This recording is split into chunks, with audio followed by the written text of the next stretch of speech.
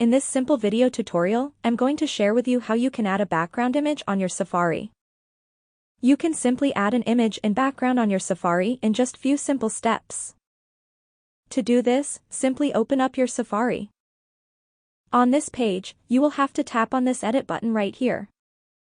You can either add these customized photos or add a photo from your phone gallery. Just tap on this plus icon right here.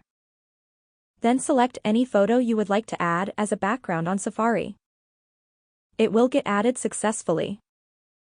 If failed to show, simply refresh your browser. You can simply just close and open up a new tab. That's how easy it is to add photo background on Safari. If you have any questions, just let me know in the comments section down below. Please don't forget to leave a like, share and subscribe for more video tutorials like this one.